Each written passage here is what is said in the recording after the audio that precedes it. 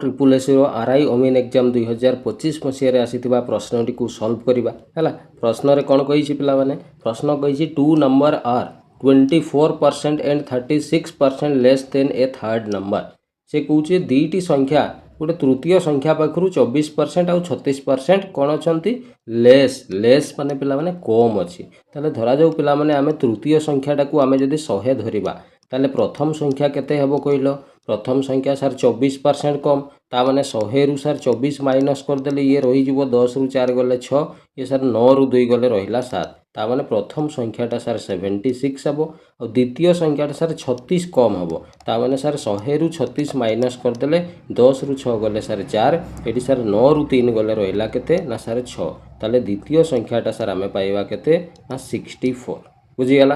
ताले दीटा जाक संख्या आमे पाई गलु पिला माने दीटा जाक संख्या को टिके कौन आमे काटी देबा यांकर रेशियो बाहर करबा हला। रेशियो बाहर कले हमकु हिसाब करबा पई सुविधा हबो। सर एटा को 2 रे काटी दउ नांती 2 3 6 2 8 16 पुणी ये पिला माने कटि जिवो 2 3 6 2 2 4 सर एटा पुणी आउथरे 2 रे कटि जिवो हला। ताले याकू पुणी काटिबा ये सर कोन हबो 2 1 2 2 9 18 ये सर 2 1 2 2 6 12 बस एठू आउ आगो को कटिबो नै। आमे दीटा संख्यार अनुपात पाई गले गोटे 19 आउ गोटे हला केते 16 हला।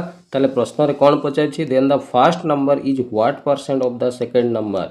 ए जो प्रथम संख्याटा प्रथम माने सारा 19 ए 19 संख्याटा कहार ना सारी द्वितीय संख्यार माने 16 रो तेनु तोडे लिखिबा 16 परसेंट करबा पई सार गुणन 100 कर देले जना पड़ी जिवो केते परसेंट। एटा पिला माने 4 रे कटि जिवो 4 4 16 ये सार 4 2 8 4 5 20 आउ कटिबोनी याकू पिला माने गुणन कर दियो 25 नुआ 225 रु 5 हाथ रे रहिला केते ना सार हाथ रे रहिला 22 तापर ये 25 के 25 आउ ये 22 मिसई देले पिला माने 5 2 7 2 2 4 4 7 5 डिवाइडेड बाय तळे अछि 4 याकू हरण कले सार 4 के 4 पुनी 4 के 4 रहिला 3 35 4 8 32 तापर रहिला केते ना 3 दशमिक 4 7 28 तापर बस 118 हैला। एटा आमे जे देखिबा यार पाखापाखी संख्या पिला माने देखो ऑप्शन नंबर सी अछि।